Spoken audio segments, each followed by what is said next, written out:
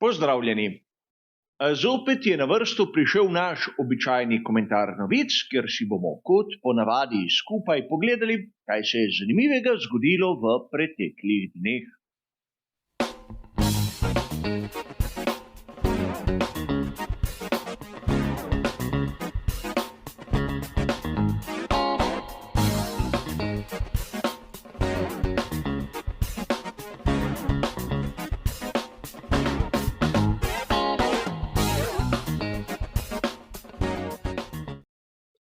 Današnji komentar novic bo kot ponavadi razdeljen na 4 različne dele.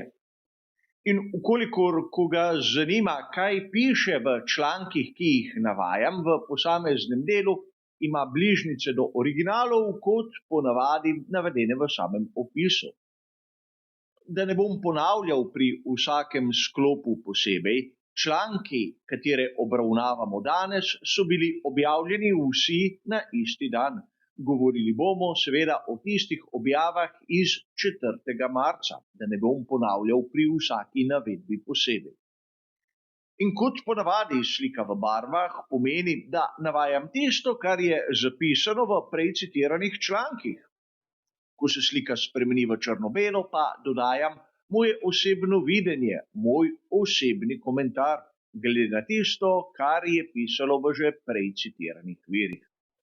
Tako tudi tokrat smo ponovili naš malce drugačen format od običajnega, zato se lahko lotimo prve današnje teme.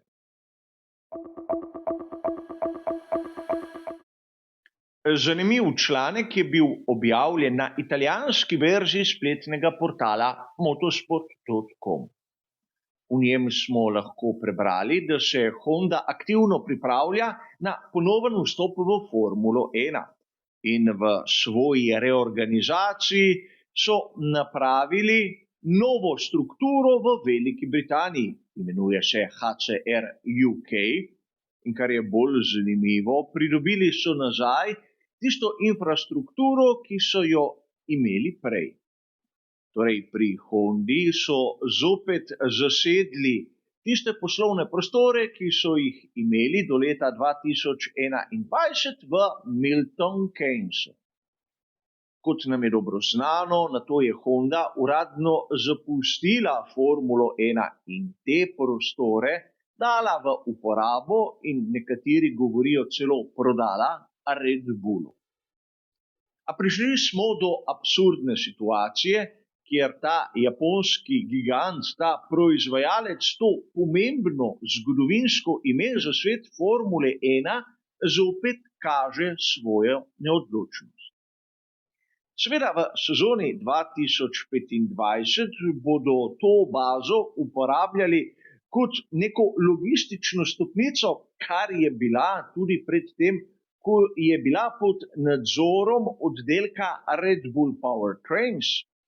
In po drugi strani tudi v letu 2026, ko bodo bili dobavitelji za Aston Martin, ne bodo preveč oddaljeni. Namreč od Milton Keynesa do Silverstona ni mnogo kilometrov. A zopet smo priča primeru, kjer nam kažejo, kako pri Hondi dobesedno ne vedo, kaj bi želeli. Omenil sem že, da so leta 2021 uradno zapustili Formulo 1. Ampak sedaj jih bomo videli na bolidih Red Bulla in ekipe Racing Bulls kot pokrovitelja lastnih pogonskih sklopov. Vem, izjemno težko je razumeti, ampak tako ali drugače japonske logike verjetno mi, Evropejci, ne razumemo tako zlahka. A pustimo sedaj to, poglejmo si, kaj se je zanimivega zgodilo v drugem današnjem sklopu. Kot poroča spletni portal GP Blog, imajo pri ekipi Aston Martin kar precejšnje težave. Namreč Enrico Cardile ne sme delati za njih do 18. julija. Tako je določilo sodišče v Modini, ker so pri Ferrariju dokazali, da ima Enrico Cardile leto dni tistega obveznega premora po seveda datumu, ko je uradno odstopil iz svojega položaja. In da bo zadeva še bolj zanimiva, v samem poročilu je lepo navedeno, da je Cardile že kršil to pogodbeno določbo.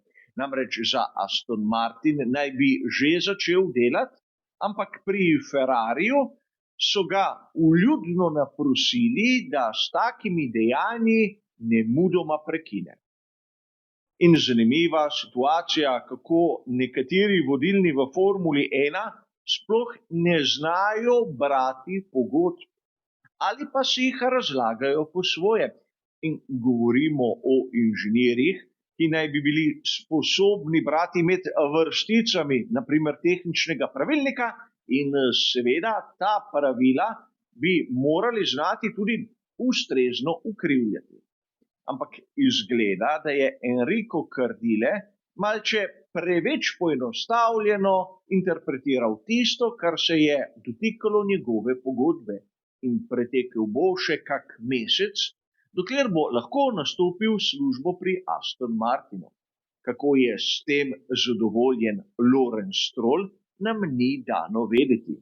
Ampak videli bomo, kaj se bo zgodilo v prihodnosti. Mi pa sedaj k naši tretji današnji temi.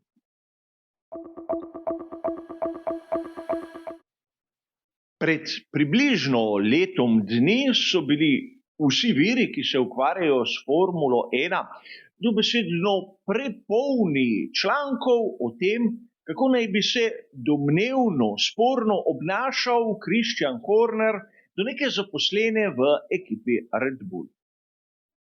In treba je poudariti, da zgodbe še ni konec, vsaj tako poroča GP Blog.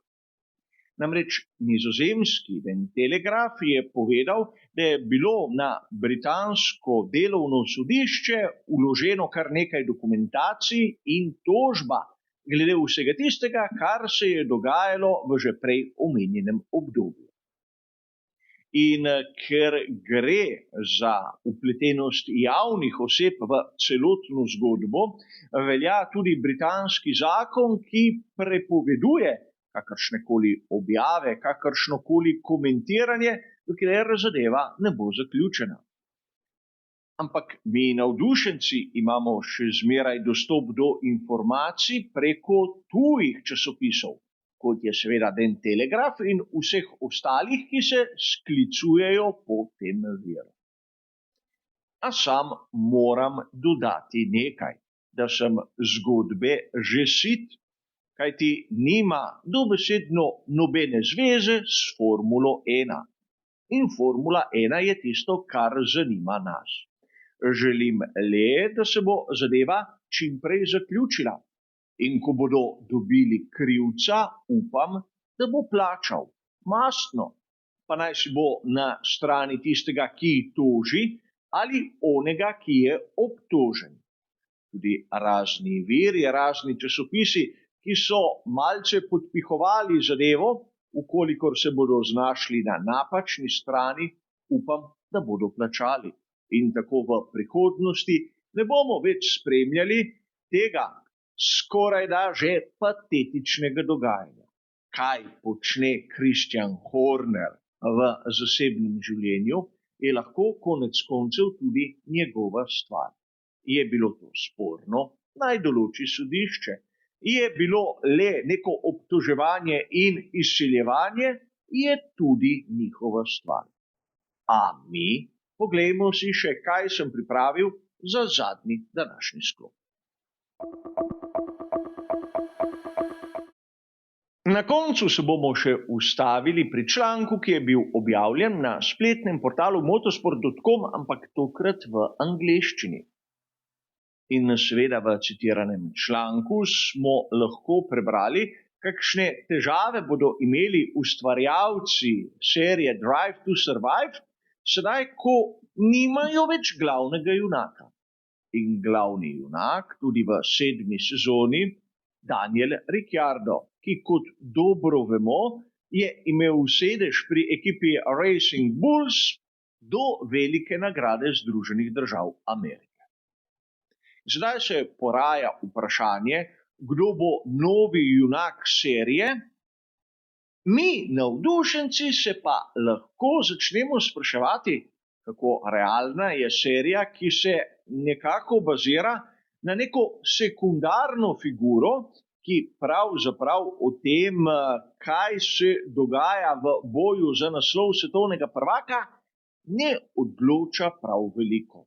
Podobna zgodba, kot smo jo lahko pred časom spremljali z Günterjem Steinerjem, ki je bil lahko nekaterim simpatičen, ampak konec koncev v tistim glavnem pomenu besede ni bil eden izmed vodilnih pri samem dogajanju. A žal imam občutek, da sta tako Steiner kot tudi Ricciardo bolj pazila na to, da sta lepo nekako bila prikazana v tej seriji, kot na tisto, za kar sta bila prisotna na samih progah svetovnega prvenstva Formule 1. Glavno je bilo biti junak v seriji in ne dober na progi, kar je po mojem mnenju dokaj zmotno prepričanje. In podoben pogled imajo tudi lastniki pri ekipi Haas in seveda pri samem Red Bullu. Namreč oba, donedavna junaka serije Drive to Survive, nista več člana najhitrejšega cirkusa na svetu. In po svoje je tako tudi prav.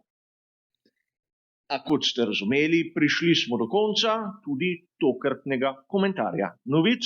Hvala za vašo pozornost in nasvidenje.